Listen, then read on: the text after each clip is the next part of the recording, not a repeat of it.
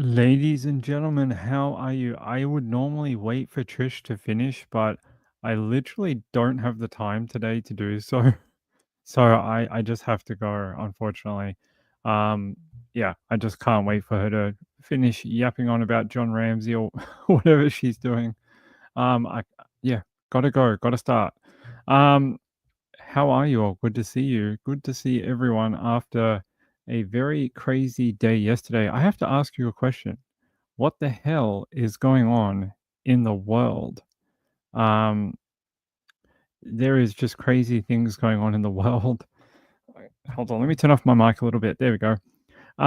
You got this plane crash in DC happening right now. I've been watching the coverage of that. Seems like they found some survivors. That's really good, but there's 64 people on board, and they've only found like 4 so far. The other report is the aircraft split in half and is floating in the water on that river. I hope they can find everyone and get them out. They interviewed a guy on the news. His wife was on that plane, and he just looked like he was beside himself. He just he was like, "Oh my god, you never think that's going to happen." And yeah, his wife was on the aircraft. And then in Australia, a counter-terrorism operation that was kept secret for over a week leaked out into the public domain yesterday through the Daily Telegraph. So the Daily Telegraph leaked this information. They got it from a source who said, basically, there's something going on. It's really big, and you have to try and figure out what it is. They didn't give everything away, apparently, but they just said, "Hey, there's something really bad going on." And then the news conference yesterday evening said, "Oh yeah, we found this random caravan that was packed full of explosives, and it had a bunch of notes in there. It had the guy's name. Another one said like a very derogatory thing about Jewish people, and it is one of the most bizarre stories I have seen come out of New South Wales in a while. There's a lot of people like accusing the prime minister of keeping it secret and stuff like that, but I really don't think it's like that. I think when you're running a counter-terrorism investigation, the last thing you want is for the people you're investigating to get the upper hand.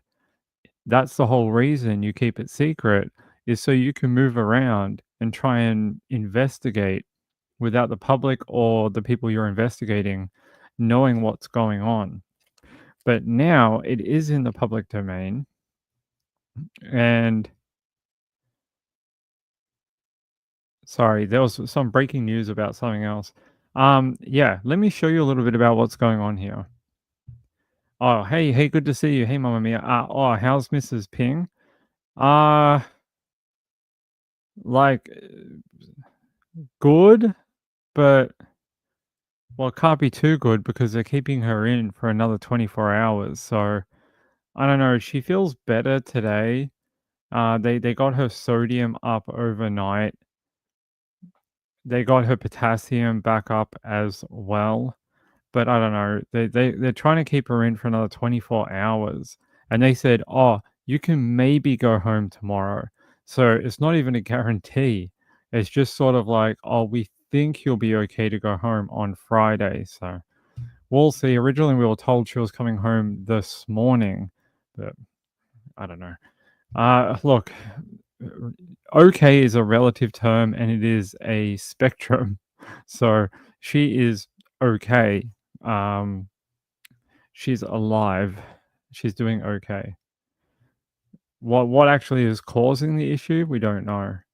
That's what they're trying to figure out.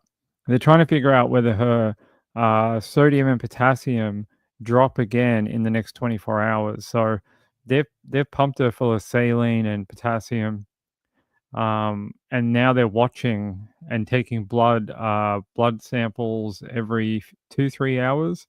They're trying to find out whether there's any dipping or stuff like that, or whether it is now stable or not. So we'll see. We'll see. Hey guys, good to see you. Hey, I'm here. I'm a little tired. We got back really late from the hospital yesterday. I went after the show and then we stayed till we got kicked out. And then I'm gonna go back tonight. She gave me like a laundry list of stuff that she wants. She's like, "Can you bring this and this and can you order this?" So I spent all my day like building a hamper for her, even though I brought her one last night, but she wants more things. Yeah, observing her to make sure she's okay. Yeah, so they want another 24 hours on observation. So they've moved her up now. She was in emergency till like 8 a.m. this morning, almost 24 hours in emergency. They just moved her up to a bed. Like no, she was in a bed in emergency, but they moved her up into a ward this morning. So she's in the big hospital now. She's not in emergency anymore. She's in the actual, what do you call them? Like a ward or the hospital or whatever. She's upstairs now. She was downstairs before. She's now upstairs. So, oh yeah, yeah. So they want to. They also want to do some tests, and I think they want to give her iron too because her iron's really low. Her iron's like 17 out of. I think it's supposed to be like 80 or something. She's at like got 17 iron, which is not the worst. She had several times she's gone for a blood test and she's had one. She's had one iron, just one, not several. She's had one. She's got 17 at the moment. So, yeah, yeah, yeah. We'll see. All right, let's go back to the Caravan of Terror. Caravan of Terror. That's what I'm going to call it. All right. So this is the day. Oh, this is the Morning Herald, not the Daily Telegraph. Actually, this is the wrong one. I wanted to show you the Daily Telegraph. Uh, okay.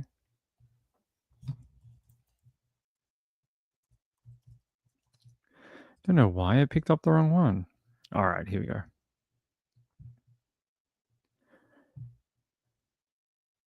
All right, that's fine.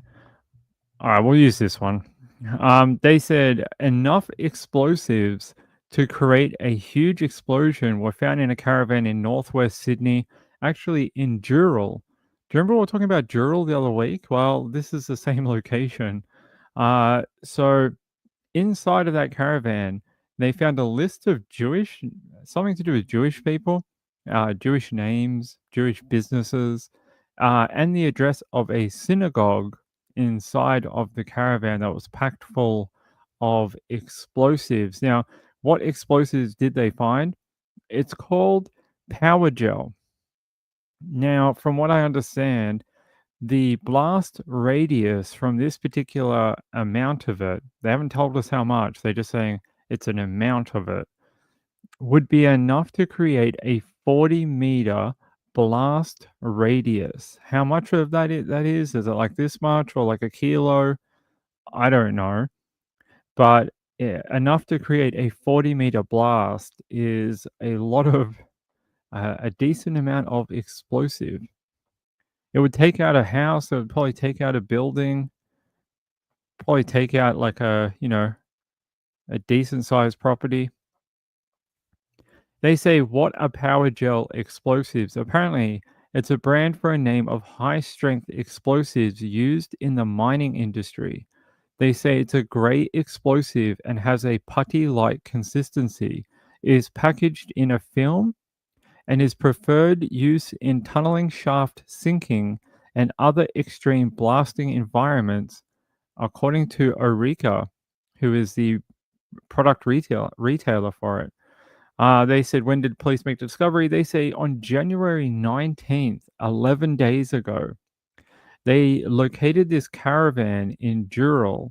A local decided to move the caravan onto their property after the road it was parked on, people were driving past. They thought maybe they were going to hit it. It was sort of like a hazard. People thought, oh, that shouldn't be there. It's going to kill someone. So a local took it upon themselves to move it onto their property until they could figure out what was going on. Police believe the caravan had been left in its location since early December, so it's been there a while. And yeah, when they towed that caravan, they then opened it up and was like, "Oh, it's not just a caravan. It's could be a bomb."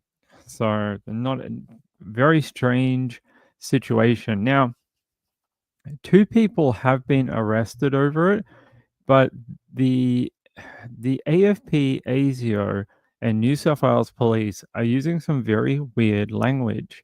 And what do you mean by weird language, Ping?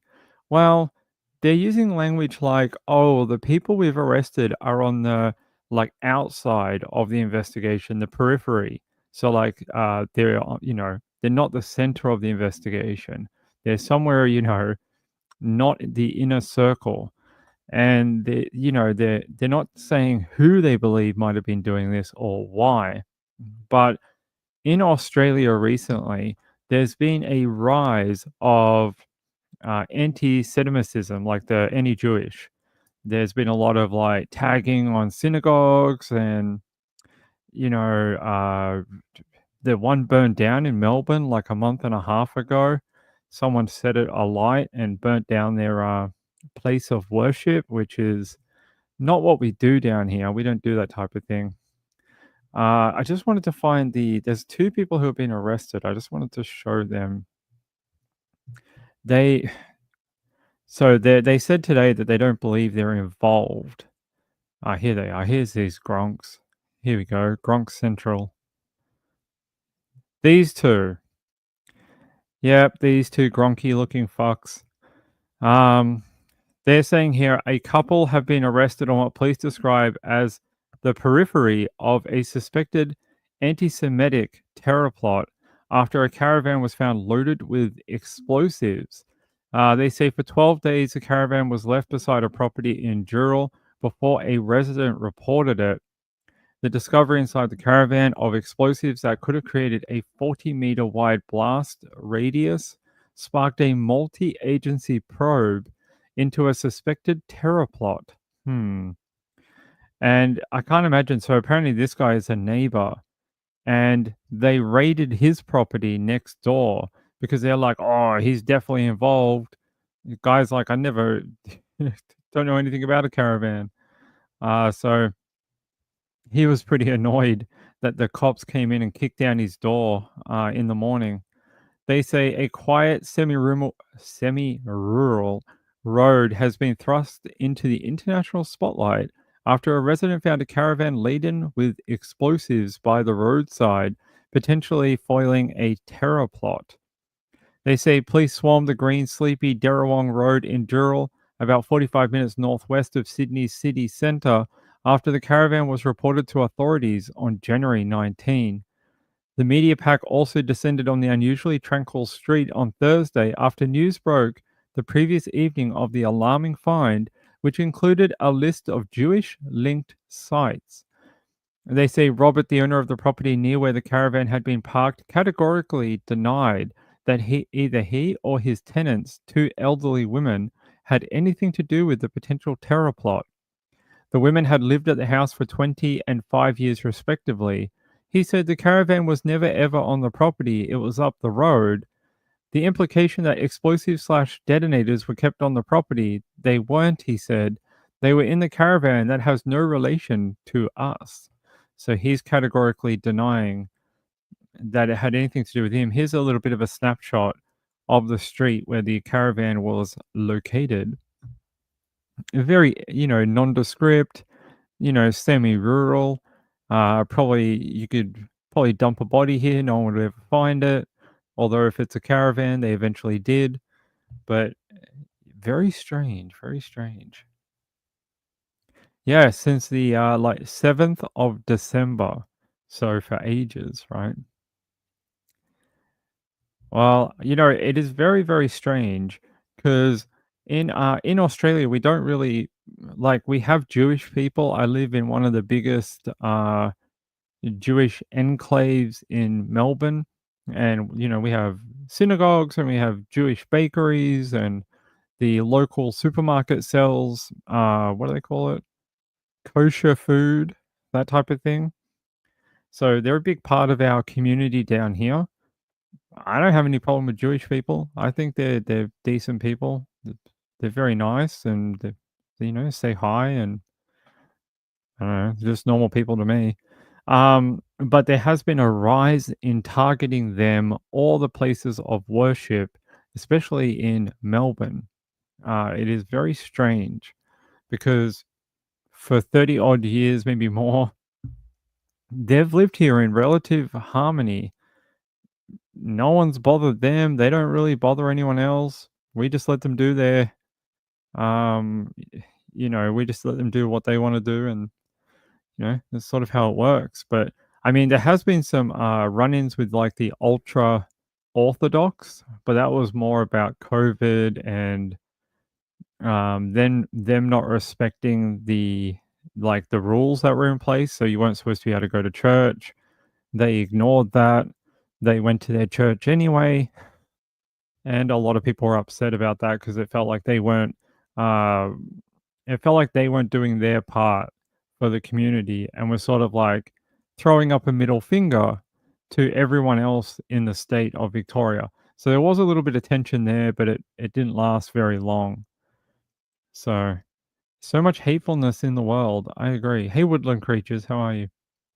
Well, the government said they do believe that this type of attacks on Jewish people have been imported from overseas. That's their theory. Their theory is that it is being this propaganda and sort of hatefulness is being brought in from actors outside of Australia. Whether that is true or not, I don't know. Burnt Popcorn says, well, people are mad about Gaza, I guess. Could be. Netanyahu is to visit the White House. Okay, that'll be interesting. So much hate from. Yeah, I agree. Wendy R says, just cannot comprehend people having that kind of mentality about others. When will they ever stop behaving like this? I don't know. I don't know. But anytime you get this type of thing happen down here, like this doesn't happen. This is a pretty big deal. And for the AFP and ASIO to hide it for this long, almost 2 weeks, is not unheard of. There have been other terror-related investigations which have been kept under, out of the media until it was over. They have done that before, but so I don't know why the media is sort of going into a frenzy about it being hidden. It's an anti-terror investigation. You can't give away your position. So someone leaked it to the media yesterday. Daily Telegraph figured it out, was able to contact some of the people they knew. They confirmed what was going on with the Caravan, and then the news broke very late yesterday. All right. I want to show you this press conference, actually, just a little bit of it, because you'll get sort of the feeling of what's going on with the police. If I can find it.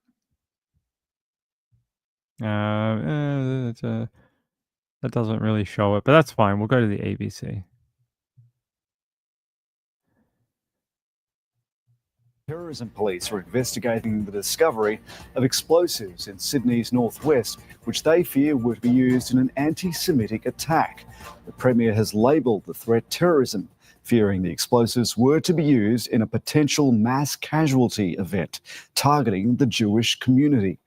Chris Minns and the Deputy Police Commissioner have just held a briefing. Our state political reporter Nick Dole is with us. Nick, what more can you tell us?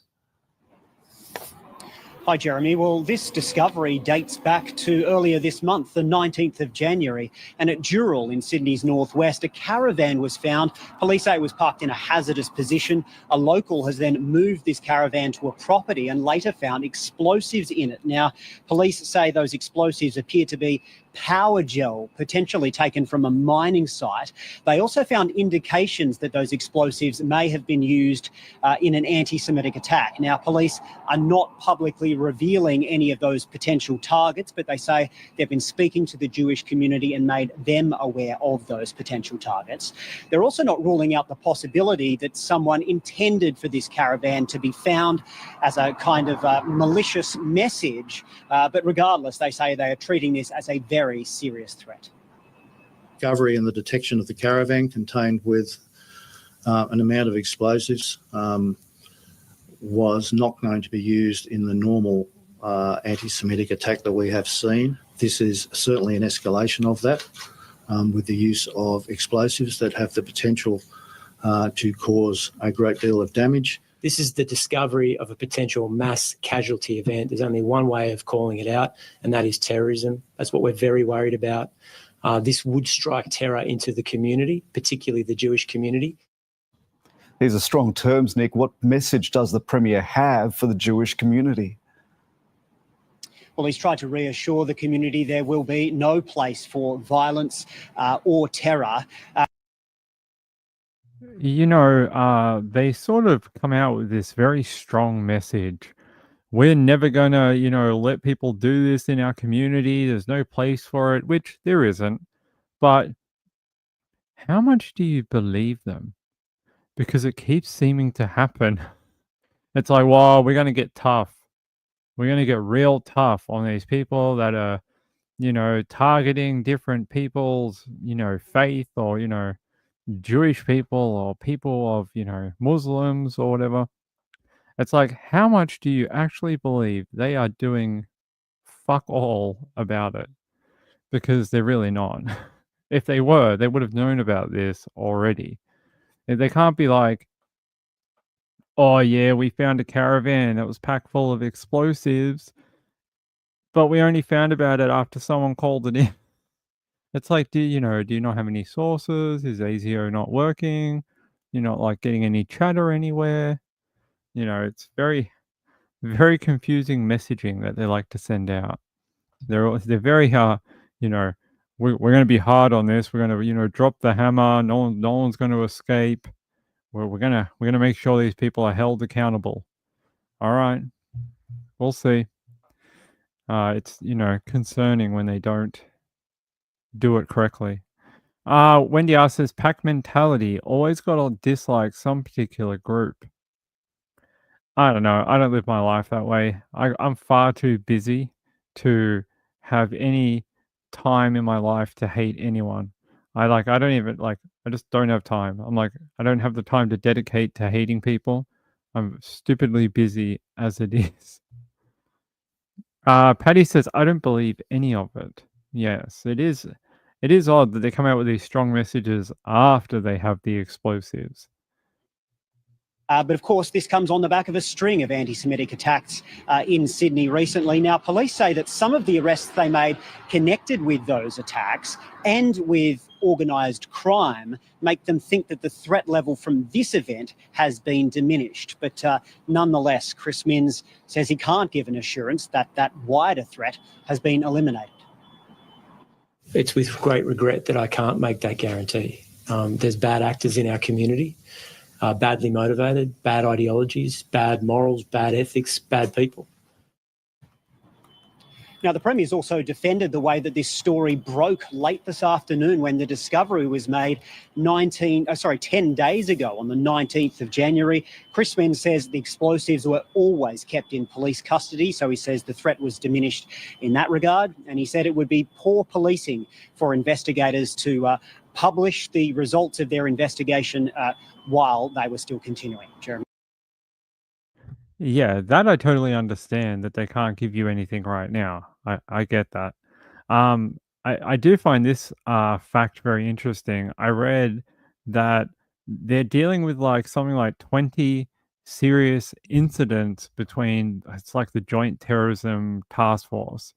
And the only one that has leaked from that particular joint, crew of, I think it's like ASIO, New South Wales Police, and the AFP. The only investigation that has leaked was this particular Caravan one. And from what I understand, that may be the only one that the New South Wales Police were actively involved in. So, very interesting. Paddy Barnett says, we have a country committing, well, we're not going to get into that. Nikki says, sad world we live in with so much hate. I agree. Wendy R says, are they going to publish who does this crap? Seems to be no deterrent in place to stop it.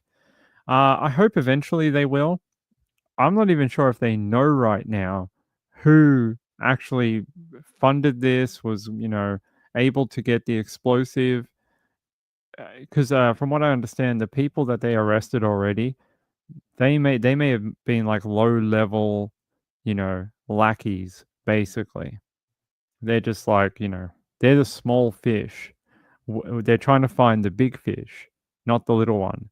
And they apparently have found the little fish, but they don't know where the big fish is. So that's part of the reason they didn't want it. So these are the two that were arrested here. These two. Let me see if I can. Oh, you can't see them. Here they are. They're on this particular article too. If I go over here, let me just change this over. If I can find it. I don't know why it's disappeared. Here. There they are again. Smoko in the mouth. They look like very, very upstanding members of the community. They say a couple have been arrested on what police describes as the periphery of a suspected anti-Semitic terror plot after Caravan was found loaded with explosives. I want to find out more about them though. No, we don't want to know about him.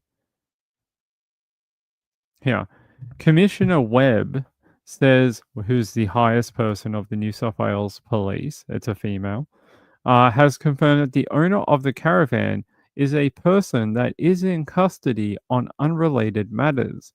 They say, I don't want to speculate too much more, but it's important that the public understands that not only has his caravan been removed and the contents removed from harm from the public, but also the owner is out of play and in custody. Out of play. Interesting way of wording that. They say, so the risk to the public has been mitigated very early on. Well, maybe. What if that's not the only caravan? What if that's just the one they found? That's the question I would have asked, is, do you know if there's only one of these caravans or are there multiple? One of the other things I heard from the Daily Telegraph, I think it was them anyway, they said that a cop that they spoke to said it's very unusual for them to find something like this and then it has like name of the person involved, their planning documents, names of where they're going to attack. He said that was very odd. And he said it almost seems like someone was trying to set these two people up, almost like they were trying to frame them. Or not frame them, but more say like, hey, look over here. These two are the main people. Arrest them. When that's not really the case. They were just, low-level fishies. So, yeah, a cop who was not named and did not go on the record said they believed that was very strange. Which I agree. Finding notes and planning documents within the caravan that is housing the actual explosive, a little weird. They say new theory emerges around anti-Jewish attacks. Good work. I'm not going to read that theory. Dr. Tim Watson Munro. Good work, Tim Watson Munro. He's a psychiatrist a psychiatrist? Yeah. I think so. He worked with like prisoners and things like that in Australia, including Ivan Milat. The entirely predictable Dutton's claim on alleged terror plot. According to the opposition leader, so that's the people who are not in power, had this terror attack taken place, if the reports are correct around the 40-meter blast zone, this would have been the most significant terror attack and loss of life in our country's history. Could be. The coalition leader was later asked what he thought about the accusations that he was politicizing the issue ahead of the federal election. He says, "No, I think when we've had a terrorist attack that has just been thwarted, that had the potential to kill hundreds of people and blow up a synagogue and other Jewish interests, I don't think it's politicizing it to talk about it." Well, sort of true, yeah. He said, "This hasn't happened just overnight, you see, it's escalated." So what's been going on mostly is this is the one that was burnt down in Melbourne. There's also been a lot of this type of thing. I don't know if you guys can see it very well, but a lot of this type of thing on this white car, sort of like F the Jews and burn in hell you F this and J this and really not very nice things. Again, there's been a lot of it, a lot more than normal. Every now and then you get a child that finds a spray can, or something like that, and they do a swastika and they write something stupid because they don't understand the meaning behind their actions, right? But this has been so relentless. It's been happening so much that it's not just a little kid being silly. It's actually a targeted thing, and it's trying to piss off, the Jewish people in the community. So, because there has been times in the past where children have been busted, spray painting these type of, swastikas and, you know, all these kind of Hitler things and stuff, but it's just because they think they're being very trendy and very cool and, that type of thing. It's not, they don't actually hate Jewish people. Even though it may be offensive, it's not, I don't think it's directly perpetrated against Jewish people. But this type of thing that's been happening recently definitely feels that way. They say reactions to foiled anti-Semitic caravan plot. They say it clearly designed to harm people, but it's also designed to create fear in the community. We remain concerned about this escalation. We're doing everything that we can, and the fact that people are being detained, arrested, and charged and kept in the clink without bail indicates that is the case. That comes from our PM, basically our prime minister or president, as Americans would call it, Anthony Albanese, who can, there's some choice words for him for sure. They say it's devastating and shocking. That comes from the opposition. Here, the Jewish Council of Australia, is that right? No, the Executive Council of Australian Jewry. They say the feelings in the Jewish community are not only one of understandable concern and anxiety because of the repeated nature of these attacks, but increasingly one of anger. And I think it's an anger that is shared more widely by a very large number of Australians who have had a gutful of these events. They bring shame about our country. They demean us as a nation. And here, the New South Wales Premier says these are some, yeah, we've already read that. He's just talking about people in our community who have bad ideology. And yeah, and there he is. Here's another one. So there is some more of that spray painting. So, yeah, just random, kind of nasty things to say. That was in Maroubra, which has a checkered history on its own of white Australians versus many people. They say a home besides a Jewish primary school in Sydney's east has been scrawled with anti-Semitic graffiti. Yeah, so there you go. They say the attack happened near the Only About Children daycare center, which was firebombed in another anti-Semitic incident earlier in the month. So they had a childcare center which was burnt down in another attack on the Jewish community. Yeah, the terror investigation that is currently unfolding about the Dural incident has over 100 officers investigating right now. So they've got a really large task force trying to figure this all out and find out who is doing it, where it is coming from, and why. Rachel says, I have to wonder why it was left in that particular spot. Maybe it was someone trying to send a message. Maybe it was meant to be discovered.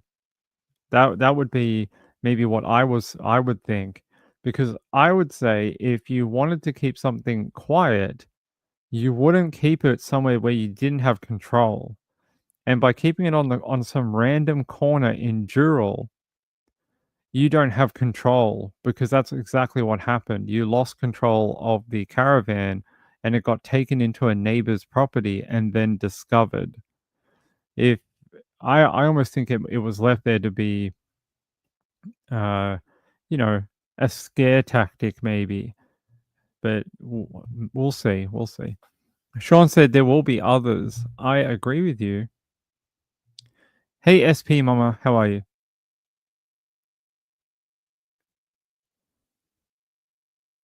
Oh, interesting. I will look that up for sure. Thank you for that. It's not iron issues, it's magnesium and copper deficiency. I guarantee she's iron toxic.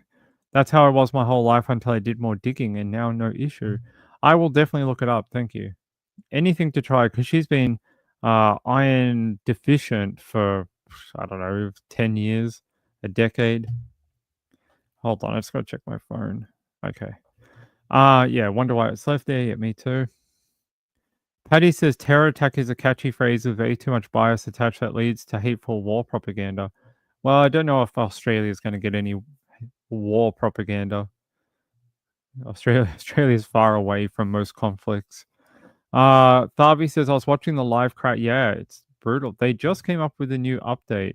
If you've been following that, the crash between the jet and the Black Hawk helicopter, they just put out a new update.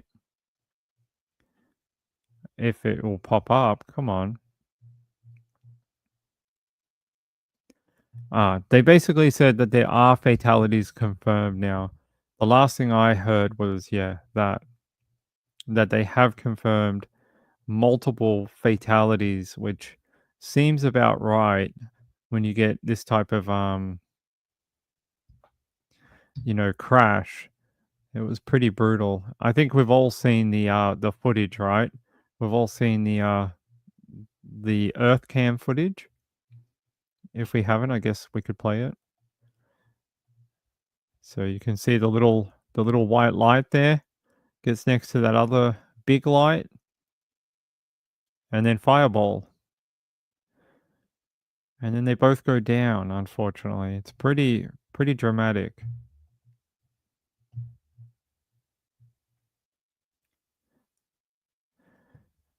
And multiple people in that water. How sad.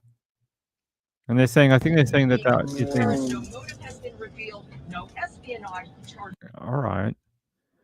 They're saying that the Black Hawk was a military helicopter. They believe there were some service people on board. They're saying here law enforcement sources have told CNN there are confirmed fatalities and no survivors have been rescued. That's interesting, because about 40 minutes ago, a report came out that 4 people had survived and were pulled from the water. But now they're saying that that is not the case. And they're saying that there are confirmed fatalities and no survivors have been rescued.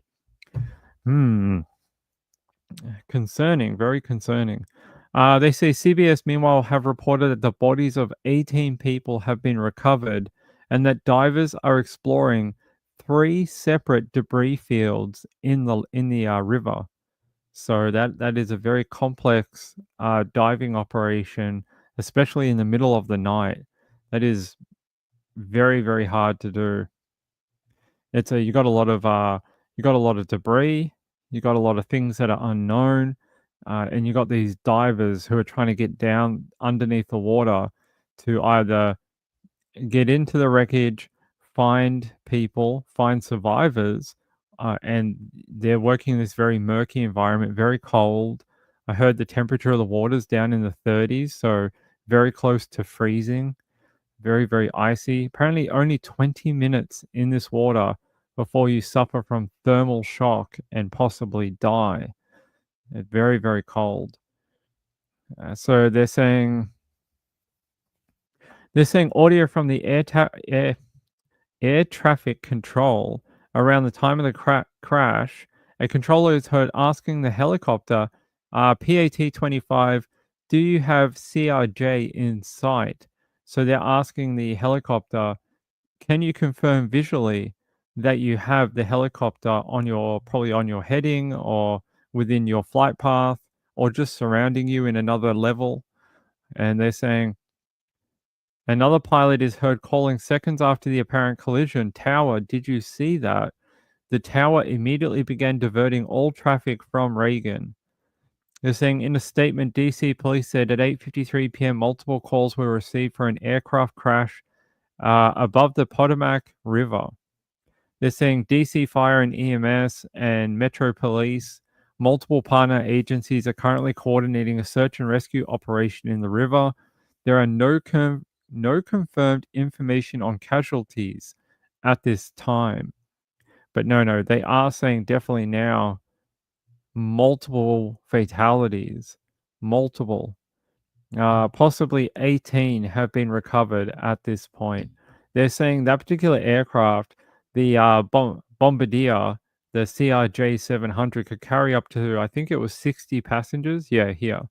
60 people and 4 crew. So that's a lot more people that they've got to find. If you've got 18 plus how many in the helicopter, you've probably found about a third or just under a third of the victims that you've got to try and find. So it's still a very long night on the river for those for that dive crew, search and rescue. They're going to have a very, very long night. No survivors. No survivors. Hey, Moonlight. What's up, sweetheart? Good to see you. James Avery said, I heard an expert theorize that the helicopter saw the other plane. I mean, could be. Harvey said they said 33 degrees for the water, getting close to freezing. April B said they'll know more info by morning. Yeah, I agree. Patty said the jet was descending. The helicopter should never have been there. I heard I'm not an aeronautics expert by any means. I do follow aerial flight path and things like that, but I'm not a pilot. I did hear one of the guys said, being that it may have been a Black Hawk military helicopter, that they may not have been giving out a signal of their whereabouts, but at least from my experience, most military aircraft still give out a signal of where they are, even if it's not the normal one they use. I can't remember what the other one. There's like 3 different types that they can send out as a position, but I can't remember what the one the military helicopters like to use. But I did hear one guy say that he thought maybe it wasn't transmitting correctly. Marylander says, my daughter used to live in Arlington, Virginia, like 16 years ago. Tharby said they think the helicopter saw a plane taking off, not the one landing ahead of them. Wow, that would be a very confusing situation for them. Oh, the other plane. Gotcha. Gotcha, James. Gotcha.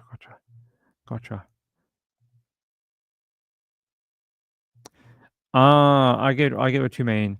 So when they were asked to look for or when the helicopter was asked to look for a plane, they saw a different plane. I gotcha. And they thought, oh yeah, we're in the great place. And then kaboom. Possibly. A blind spot? No. So they, I don't know if it's something to do with the transmitter, but I don't know.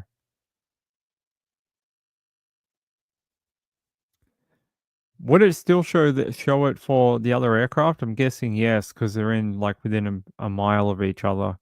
Most aircraft have a Doppler radar in the nose of the plane, or at least most of them do. Jets do. I don't know if a bombardier does. Probably. Most of them do. Let me see. Where's that model number? Here, a Bombardier CRJ 700. I'm gonna guess it does.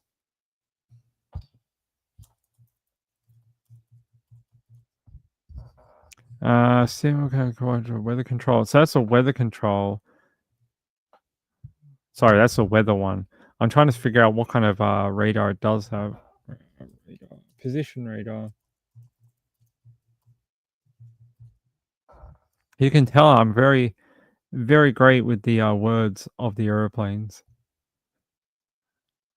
What are they saying here? Passenger jet collides. They've got a flight path here.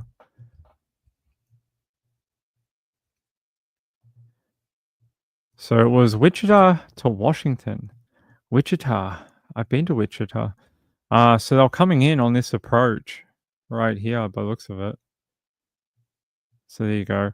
There's that runway. I was hearing some other guys say that this long runway here is the one they mostly use at this particular airport. This one is for your larger 737, sort of like that sort of size aircraft. This is 33 approach or runway 33. So they would have been coming in to land on this one. But yeah, I was reading it. They only send it if you're coming from either across the river or something, and they normally send you on this long one here. So it's very interesting that they came across and a little further south than if you took this runway here. So I don't know if that ended up having something to do with it either. The fact that maybe the pilots were used to aircraft mostly landing on the longer path here, because this one's apparently like a mile long, tarmac here. So there's that plane that went down. So they came across here and then they took a pretty good left turn to reach the airport. I don't know. Someone with much smarter than me probably knows. Someone who's a pilot. Hey, Velvet Video, how are you? The passenger list should be examined. Maybe they'll get it out. They have set up a reunification center at the airport. Yeah, I heard that a couple of the United Airways and that were trying to get people to call in instead of calling emergency services. Patty Barnett said, someone said the pilots in the helicopter were in training but near an airport.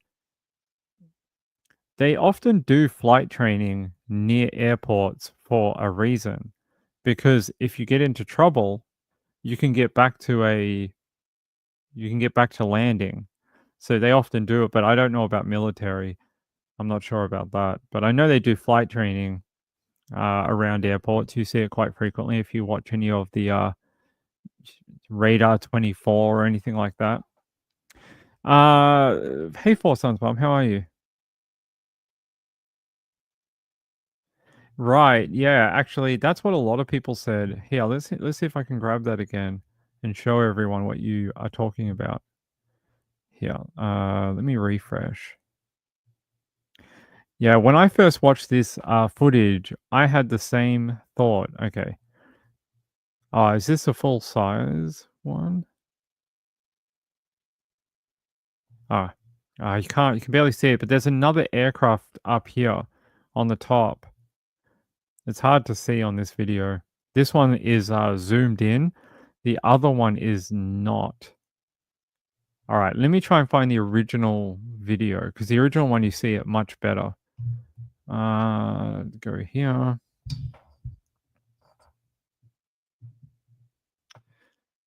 All right, it's here. So this is the full size video, and you'll see what Four Sons Mum is talking about.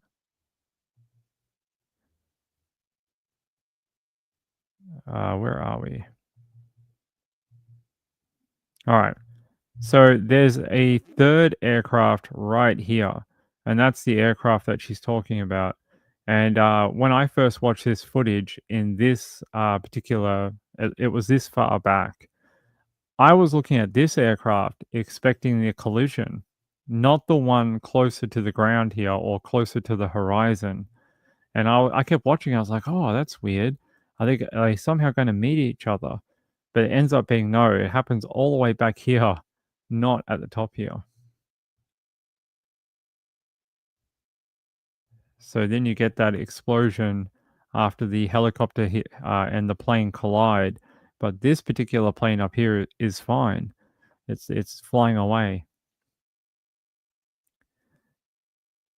And he keeps going on his journey. He's probably the one who called in and was like, "Hey, did you see that? What the hell?" He might have been the one who called tower control. Maybe. Or there's another one back here actually. It's very hard to see, but there's another set of plane lights back in the distance here. They might have been the ones who had a better view of the collision as this person was flying away. But could be. G'day. G'day, Velvet Videos. Good to see ya. Briefing soon on CNN. I'll see if I can pick it up. Hold on. Let's see if I can get that briefing up.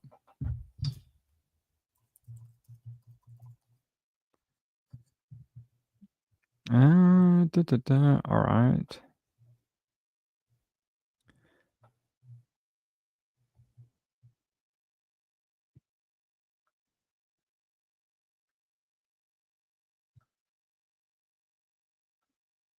I do have it up on another panel. If I see a press conference start, I will switch us over. But right now, they just got a view of the water. Yeah, I'll show you. They just got a view of the water in the map right now. If I see that pop up with a press conference, I'll let you know. All right, let me go here. Burnt Popcorn says, can you imagine witnessing that while still in the air? No, I cannot. I'd be like, oh, I hope we're not next.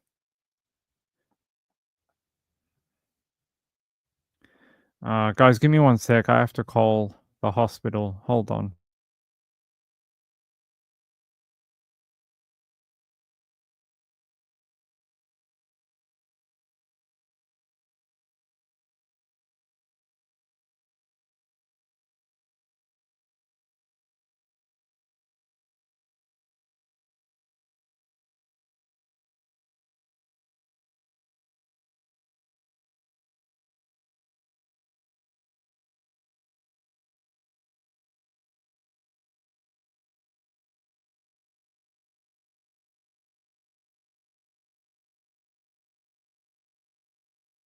All right, sorry about that. I was just trying to I have to go back to the hospital tonight, and I was trying to organize what time we're doing that, when we're doing that, because it's very close to 5 o'clock local time down here. Pilot and tower audio on News Nation. Yeah, they have it on this article too down here. Where are we? Yeah, nope, that's not it. Give me a sec. We did have it. That one. All right. Yeah, it is on here too. Okay. Sorry, I'm just double checking everything. I have to check that other video we're on here. I think it's not that one. Go down a bit more. Yeah, this is from ATC, so I can play this for you. Pat 25, get the Jersey in flight. Pat 25, pass on this Jersey. 27.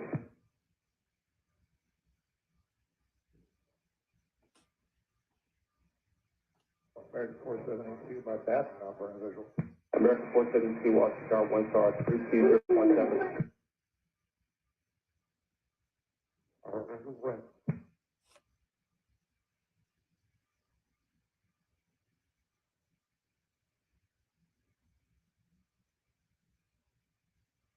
Did you see that? American 472. American 3130, go around, turn left in 250, flight maintain 3000. Left in 350, 3000, American 3130. Tower, Blue Streak, 5347 is on final. Request runway 33, circle to 33. Make it heading for record 3130. Record 31.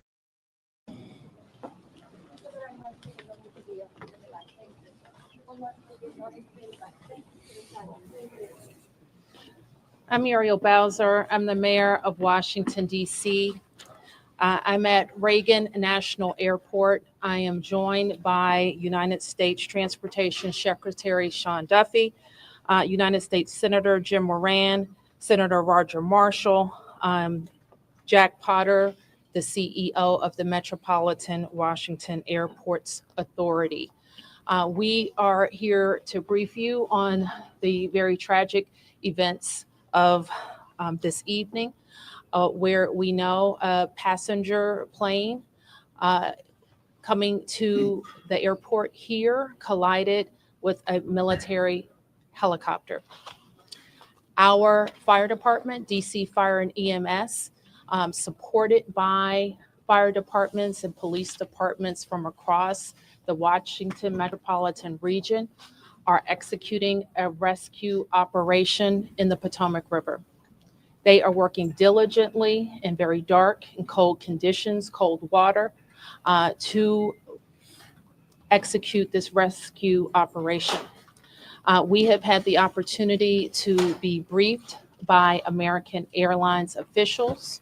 I'm told that American Airlines leadership is on the way to Washington as well.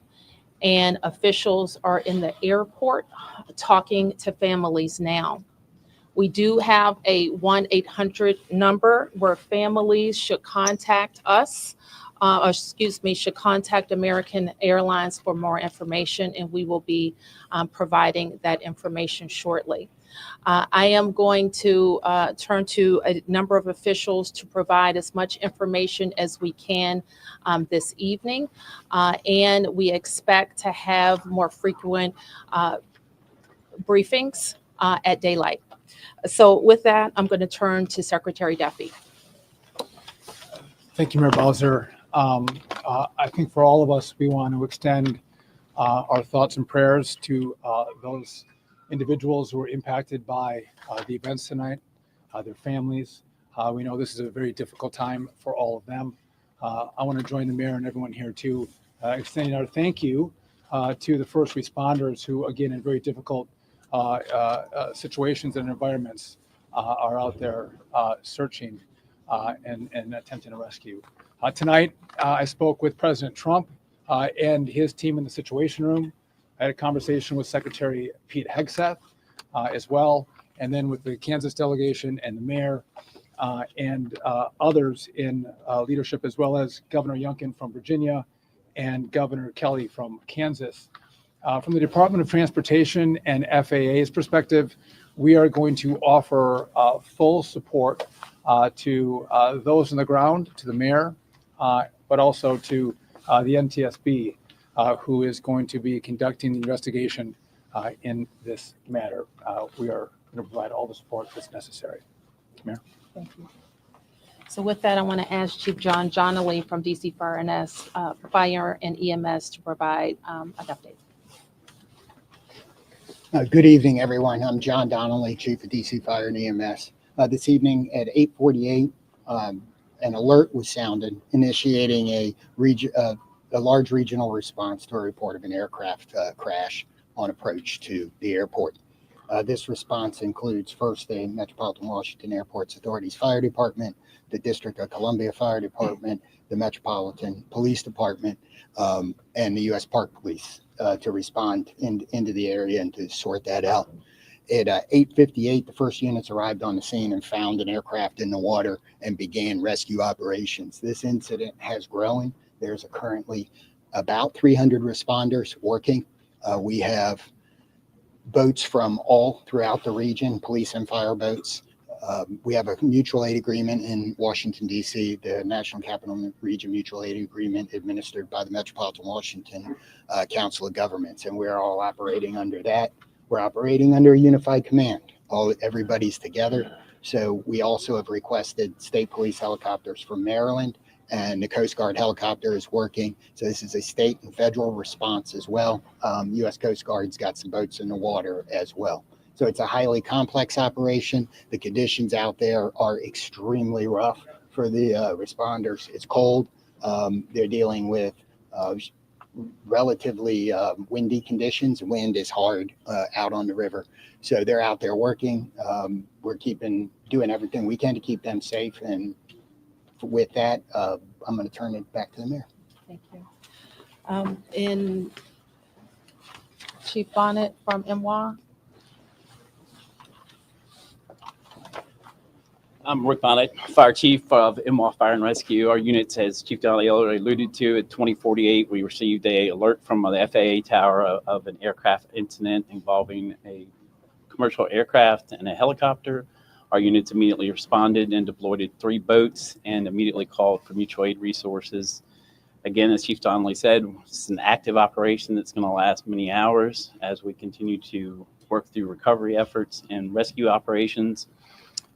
This will be ongoing for quite a while. Our thoughts and prayers are with the families and our communities, and we appreciate all DC's support to our agency and our federal partners. So it sounds like, at least for the minute, not a lot of information coming out of that press conference, but hold on, we'll take you back. Who wanted to say a few words. First, Senator Moran, and then Senator Marshall. Mayor, thank you, and Mr. Secretary, thank you, and to our first responders, thank you very much for all that's taking place here. I'm Jerry Moran. I'm a United States Senator from Kansas, and I chair the subcommittee in Commerce Committee on Aviation.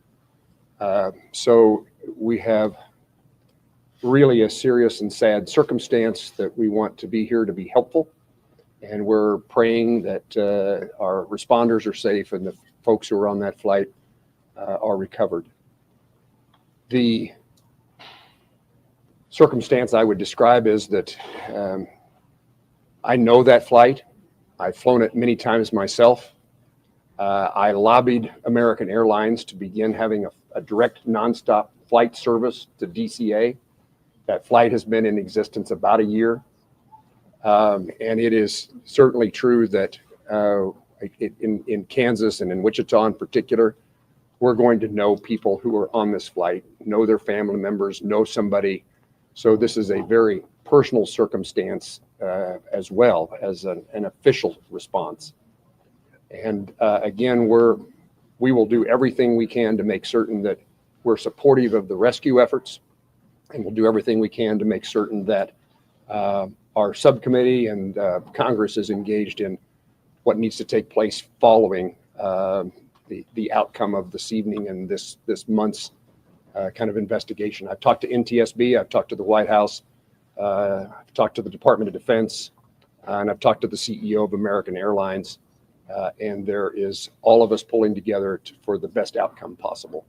I'm honored to be here with my colleague, Senator Marshall, as we try to make certain that we care for those certainly back in Kansas that were on that flight.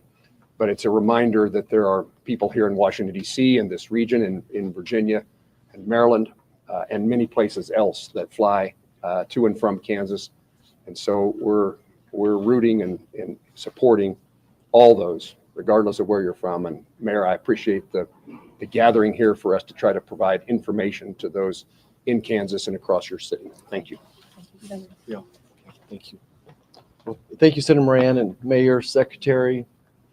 You know, when one person dies, it's a tragedy, but when many, many, many people die, it's an unbearable sorrow. It's a heartbreak beyond measure.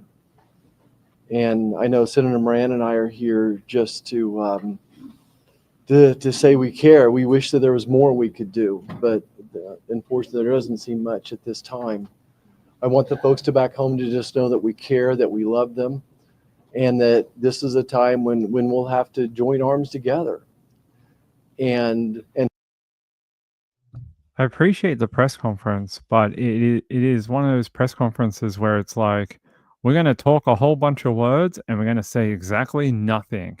We're going to give you no information, and we're going to tell you we're going to give it to you in the morning.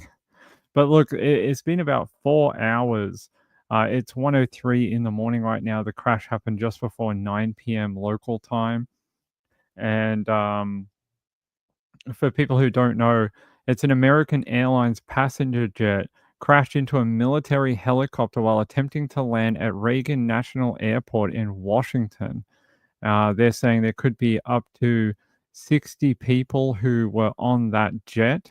Plus, there could be a few who were in the helicopter, possibly military, and they are currently trying to recover them. Right now, 18 bodies have been recovered, according to CBS. But according to this press conference, they're not giving any more details on numbers. Of Washington, 700,000 of us who are extremely sorry for the families who are experiencing loss tonight.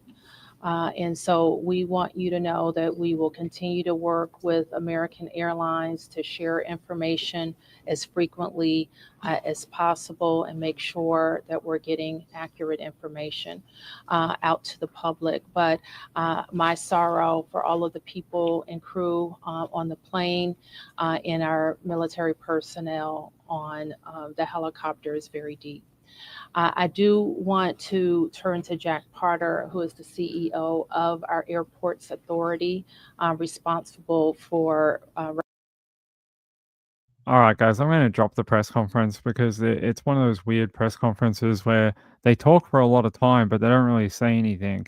They all just pass the microphone around and just tell everyone how sorry they are for what happened. I mean, we can listen to him for a second, but the President and CEO of the Metropolitan Washington Airports Authority. Thank you all for being here tonight and under these very, very grim circumstances. First of all, I want to let you know that we're providing support to all the families who are involved. American Airlines has established a phone number for them to reach out. That's been published, but let me repeat it. It's 1-800-679-8215. So families of folks that were on the plane are asked to contact them. We did have folks who were at the airport to pick up loved ones. And so American has set up. We already covered it like for the last hour. That's why. But if you want to know what it was a caravan found in New South Wales in a suburb of Dural. And they found a bunch of power gel inside of this caravan. It was reported by a member of the public, and when he brought it onto his property and opened it, they discovered the explosive.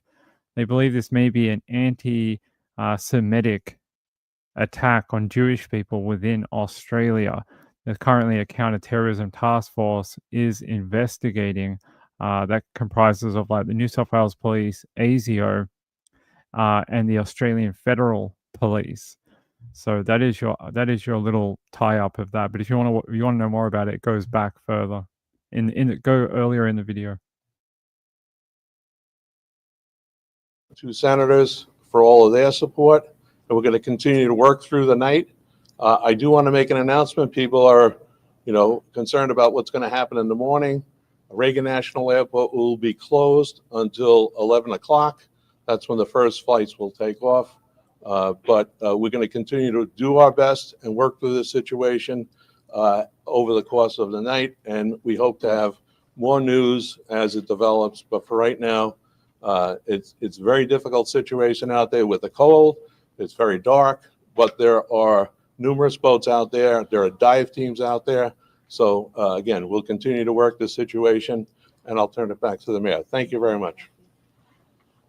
Thanks for that update. And you've heard that in the National Capital Region, the district, of course, is Washington, D.C. is at the center, but we are a close region. We have heard from the governors of Maryland and Virginia, the mayor of the city of Baltimore, all who have sent us personnel to help in the rescue operations.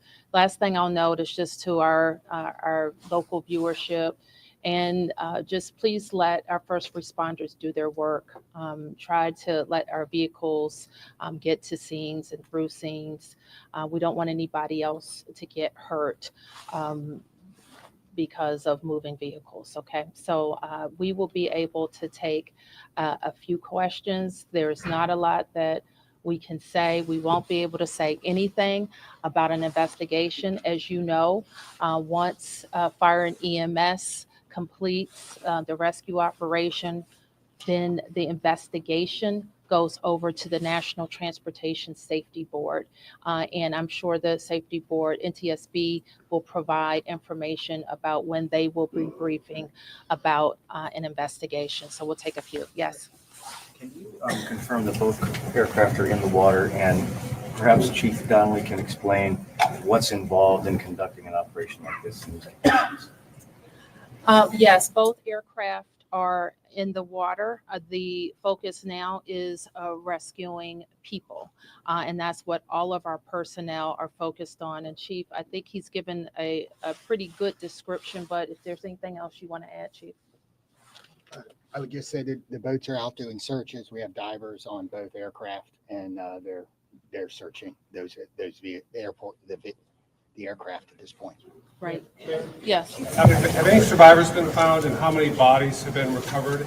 All we can confirm tonight is the number of people on each aircraft. 64 people on the American Airlines plane and 3 people on the military helicopter.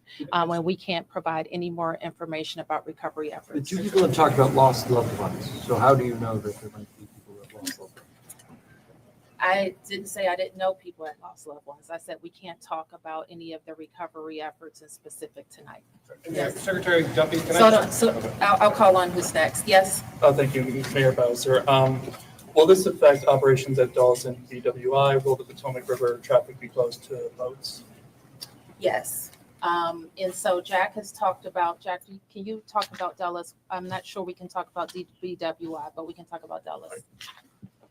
There is no impact at BWI or at Dulles. As I said earlier, our airport here, Ronald Reagan National Airport, will be closed until 11 o'clock. Obviously, that will be fluid. We'll learn more, but we wanted to advise passengers who might be coming to the airport in the morning that we will be closed until at least 11 o'clock. Secretary Duffy. Yeah, 1 second. You're next.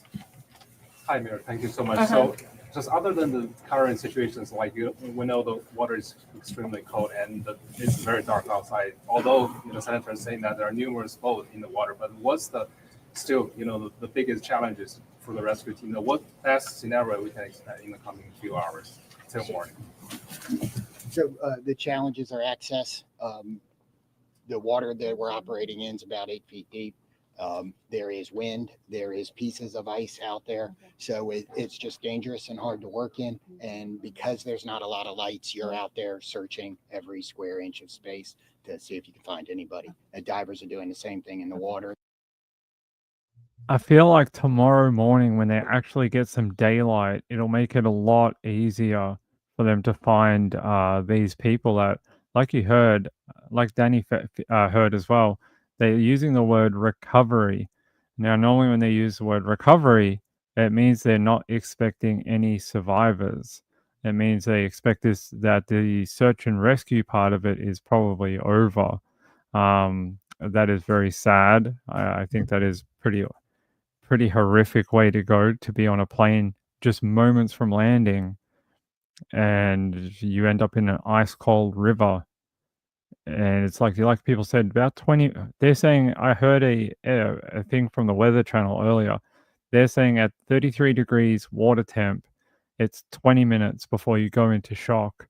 And it's probably about another 10 minutes before you actually die. So about half an hour. And it's already been, it's 12 past 1 a.m. in the morning in local time. It happened about just before 15 minutes to 9 p.m. So they're almost been in there for like 4.5 hours, almost 4.5 hours. So it's a long period of time to be in that type of environment. Very possibly. El Kadema, hey, good to see you. I couldn't imagine the desperation of the search and rescue. I mean, the working in these conditions is horrific. You've got no light, It's dark. There's ice. It's freezing temps. There's plane parts, helicopter parts, um, bodies. Like it's possibly the worst.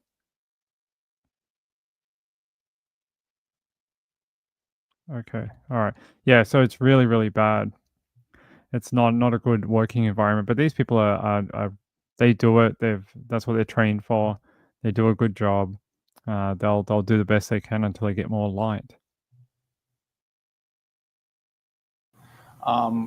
We're exchanging information. I would just note that not just the local team, but the federal team has performed very well in this crisis. I know the president is incredibly concerned about what's happened here today. I'm sure we'll continue to hear more from him, and I'll continue to consult with him and Secretary Hegseth. When it comes to the resources that you would be able to provide on the federal level, do you feel like you're getting what you need? Absolutely. The president has committed to this team and to the NTSB through the DOT that we will provide all resources necessary as we go through this recovery, but also the support from FAA and DOT as the NTSB investigates. Mr. Secretary, do we know the condition of these aircraft? Are they whole? Are they split? Are they pieces? Again, I don't think we can comment on that. Our focus is on getting the passengers and crew out of the water. And just one more clarification, because earlier we got guidance that DCA was going to be shut down at least until Friday at 5 a.m. I just heard 11 now a.m. it's 11 a.m. tomorrow. Okay. Yes. Thank you. Okay, we can take a few more questions. A question here, and here. Mayor Bowser, can you just confirm, has anybody been transported to the hospital? I can't say anything about the rescue operation right now. Who was next? Yes. Yeah, Chief Donnelly, can you speak a little bit more about the unified command who leads this phase of the rescue and recovery? At what point do you then change phases? And can you describe to us the scene as best you can when first responders first arrived? So I happened to be listening to the radio this evening when the call came out. I listened to the responders come in, and the initial response, they were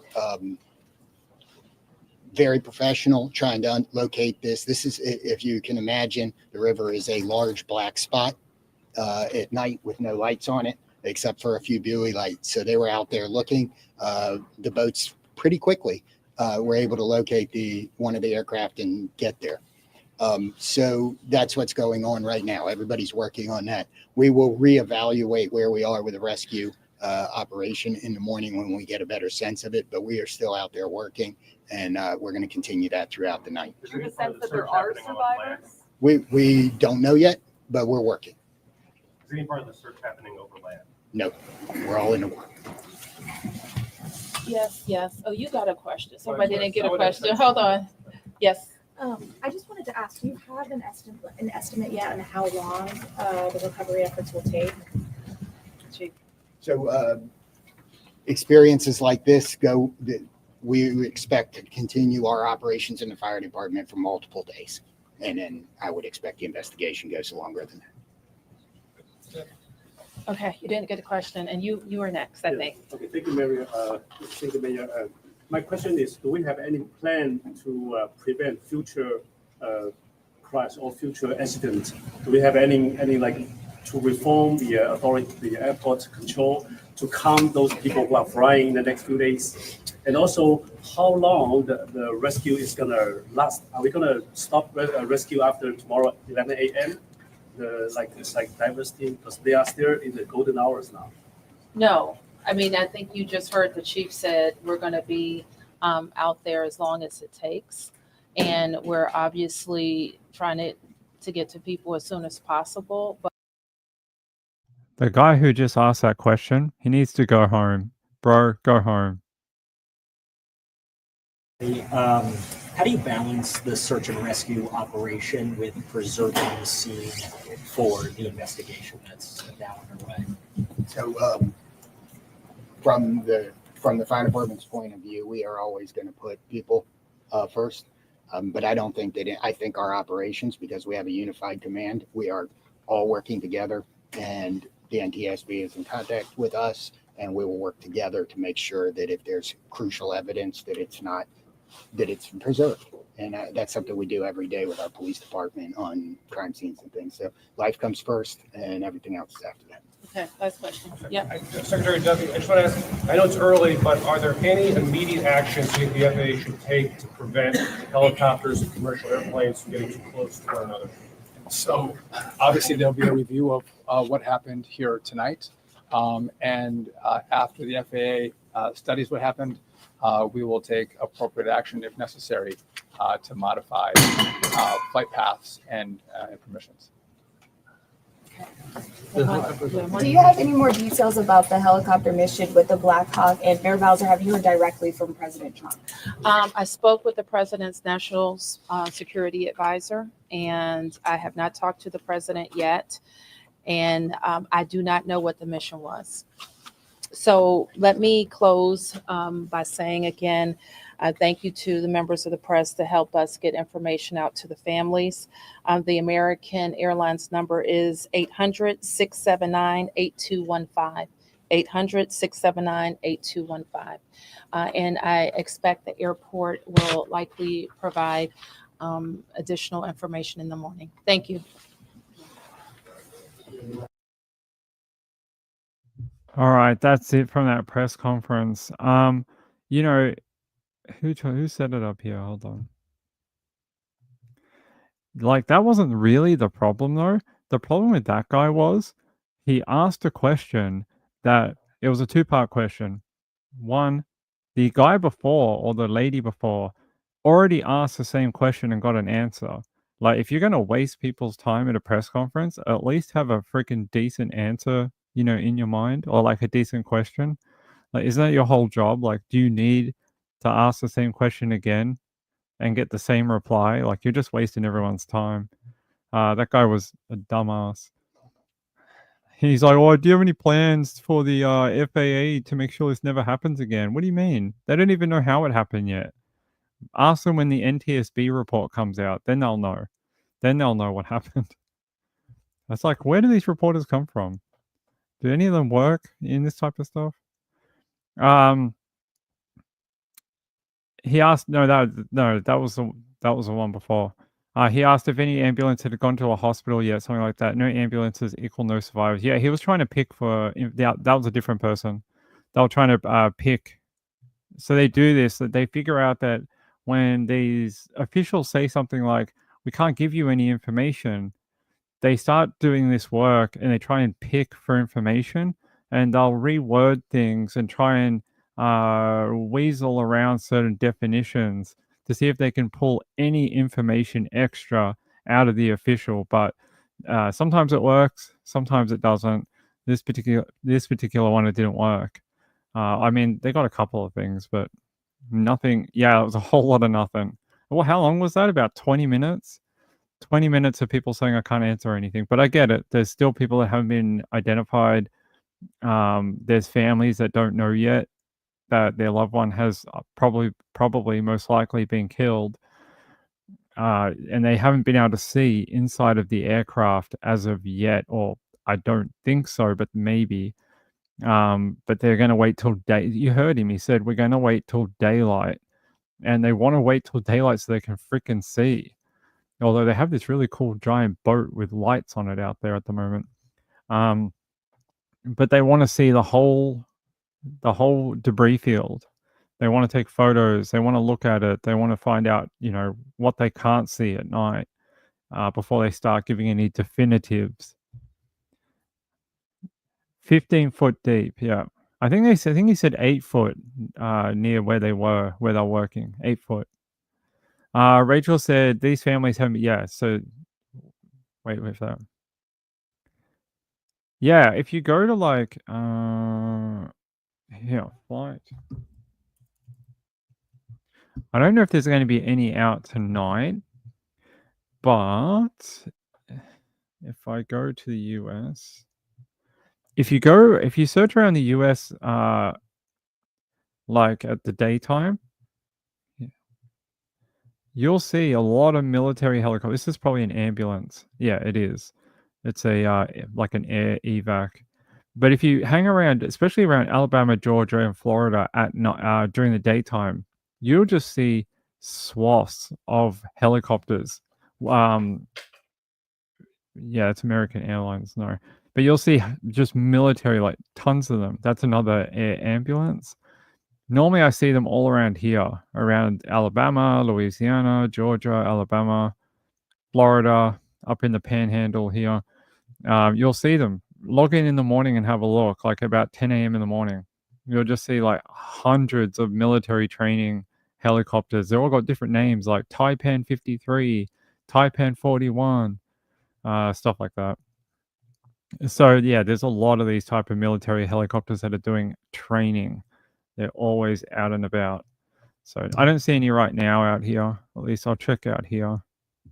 It's after hours. You don't normally see them after about 8 o'clock. No, it's a Marine Corps helicopter, but I don't think that's a border patrol. I'd say that's probably border patrol. Yeah, I don't really see any. What about this one? Border patrol, U.S. Navy. There you go. There's one doing something. I don't know what they're up to, but there you go. U.S. Navy. It's a Seahawk MH-60R. So similar aircraft to the other one. The other one was a Black Hawk, I think. This is a similar model. I don't know what he's up to. He's flying in circles, really low. I don't know what he's up to. Searching for something. Maybe water. Maybe because he's the Navy, he's searching for water to defend. What would the military do inside the US with planes? Fly them around, man. That's what they want to do. Wendy R says, always helicopter training near our house. You can tell when a new group starts up by what they do and where they go. Yes, because they got to teach them. They got to teach them everything from scratch. Like, this is the flight formations. This is how you do this. And then they red team it. So you see it like they'll be like, I don't know, blue team versus red team, and they fight it out, and they do wartime scenarios of you're the bad guys, we're the good guys, and you're trying to escape from this or secure X, Y, and Z. So they're teaching them all sorts of tactical stuff like that. Have I ridden in a helicopter? Yeah, a few times. Not in a Black Hawk though. Not in a Black Hawk. Flying DJ says was 5:26 tonight in Washington D.C. Crash was at 8:48. Yeah, so he'd been dark for a few hours already. But yeah, I have been in a helicopter a few times. Would I do it again? Probably not. Unless it was a Black Hawk or something like that. Something cool. Like a what are those big ones that do the fires? I'd like to go on one of those. Jojo said, if you see young boys laying on the ground here, you say it's Tuesday. They wait to watch them go over. How cute. How cute. So that'll be probably it until morning now, daylight, for the crash out in Washington, D.C. I don't expect we'll get any more till about 8 a.m., 7 a.m., something like that. They'll do a secondary press conference at that point in time. But they're still saying at least 18 bodies. That's what they're saying right now on. There you go. There's some wreckage right there. There's a part of something. I don't know what that is. Jet, helicopter, I don't know. But there's a piece of wreckage in the water right there. Yeah, helicopters. Have you ever heard one of those ones that fight the fire? One of the loudest things I've ever heard on Earth. They have like double the size propeller or blade or whatever. Those things are stupid loud. Do you know the flight number? Yeah, we had it before. Let me see if I still got it up. We had it up. Flight number was JIA 5342. It could be an JLA, but I'm not sure which one. It's either JLA or JIA 5342. Yeah, I'll put it on the screen for you. That was the flight number right there. So if you want to look it up on Flight Radar or whatever, you might be able to find the flight. That'll probably give you enough info to track it down. So there you go. Hey guys, I have to get ready to go to the hospital. So I'm going to do that. I know it's a little bit of a somewhat shortened show tonight, and I sorry about that. But Mrs. Ping keeps messaging me saying, "When are you going to come up here? When are you going to come to the hospital? When are you going to come visit?" So she wants me to get up there soon. So I said I would come up around dinner time, around 6:30, and so I got to go pack everything, and she wants new clothes and stuff like that. So I got to go do that and drive out to the hospital. So she's doing somewhat better, somewhat better. Ah, yeah, she'll be back hopefully tomorrow. Hopefully tomorrow. Hopefully they'll let her go home. Yeah. Oh, take some chocolate. I took her chocolate last night, and then she said she got sick of eating chocolate. So she's got. I did shopping this afternoon, and I ordered I said what do you want? I'll get it for you. And she gave me a whole list of things because she wanted yogurt, and because apparently the hospital can't give her anything. So the diet she's supposed to be on, um, they can't do it. So they haven't given her any food in over 24 hours, 36 hours. So me and her mom are having to bring in food for her because they keep saying that she has to speak to a dietitian first. And we're like, she's already been in here for 36 hours and you can't give her any food. It's ridiculous. So we're bringing up different things that I think her mom made her some soup that she can eat. And I've got some yogurt and stuff like that she can have. No, she can't have it. She can't eat it. So yeah, they said that they basically said they can't give her anything because of her dietary requirements. They're not set up to do it. So we're having to bring her stuff that she can eat. Yeah, it's ridiculous. It's ridiculous. Yeah, I'm sure her mom has already gone absolutely ballistic. Her mom is very, very yelly about that type of stuff. Wendy asked that they're strict about food till they figure out what's going on. Yeah, so I'm not sure if it's about that or because they don't want to give her stuff that will make her feel worse. So, and a salt shaker. Yeah. They gave her, I think her sodium's back up now. Jelly. I know. I asked her if she had any jelly and ice cream, and she said no. So maybe when I go tonight, I'll ask the nurse if they can get her some jelly and ice cream. Right. Yeah, I hate mornings. That's exactly what they're basically saying. When I hate mornings says when I was in hospital, they didn't have anything I wasn't allergic to. I have to bring my own food. That's basically what we have to do because she's low FODMAP, gluten free, and right now can't eat anything that's too fibrous. Can't eat anything that's too few other. So she can eat protein though, so like chicken, salmon, that type of thing. But she can't eat many vegetables or fruit or bread. So basically, they're just being like, "Oh, it's too hard. You guys bring food." So her mum's been cooking at home, and I'm bringing her some other things that she wants. So yeah.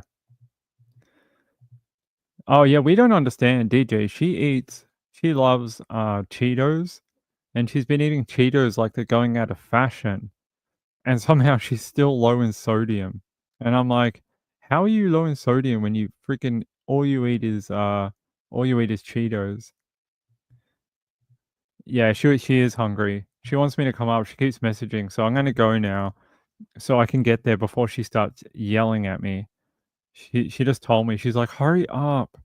And I'm like, all right, all right, all right. I got stuff to do. I got to find her clothes. I got to pack a bag. I brought her stuff yesterday. And she's like, you brought the wrong stuff. And I'm like, oh, all right, I'll try again. She's like, you brought stuff that wasn't the right one. And I'm like, okay, I'll try again. I'll find the right thing. Yeah, I'm gonna go. All right. Hey, I love you all. I'll be back tomorrow for more Nights with Ping. If you haven't subscribed and you're watching this and you're not a subscriber, I would appreciate it. Please hit that subscribe button. It would mean a lot to me. And I'll see you tomorrow. Maybe we'll know more about the caravan tomorrow night. That would be interesting. All right. Peace out. Love you all. Thank you for all the emails.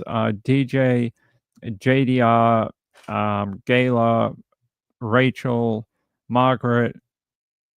It's a bunch of people. My friend Betty C.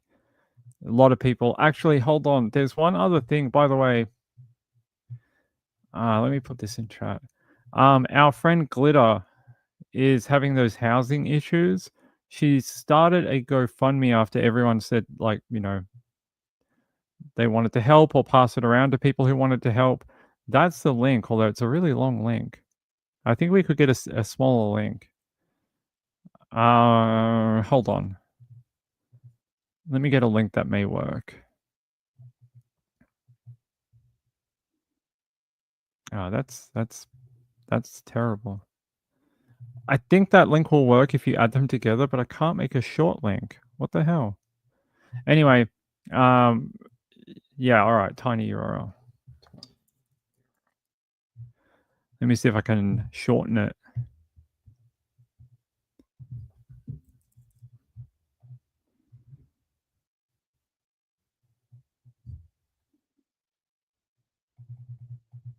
What?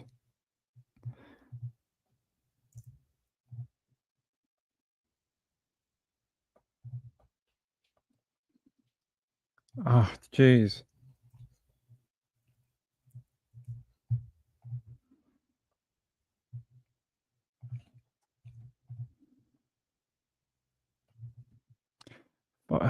Like, I'm gonna yell in a second. What the F? Oh, finally. Jesus effing Christ. All right, here we go. Here's a tiny URL. If you'd like to help Glitter, I would really appreciate it. She's trying to get out of that slumdog millionaire house that she lives in. And read her story on the GoFundMe. I'm not pushing anyone to do it, but if you want to, you can. I think she'd appreciate it. Gayla said, take photos of the cats. Oh, I put them on the phone last night, and like Rory was like, meow, meow, meow. Mom, where are you? Dad doesn't feed us enough. He doesn't give us enough treats. Come home. Come home. The cats are like, please, Mom, come home. Even Muffin was like, I told Muffin last night, I was like, where's Mama? Where's Mama? And he like runs around the house looking for her, and he hopped onto a couch and he's looking, and then he comes back and he just like cries. He's like, "Meow." He's like, I can't find her. Yes. So, yeah. Anyway. Oh, a remodeling project. Okay, show us photos, Texas. Show us photos. Email me. All right. Love you all. Good night. Bye.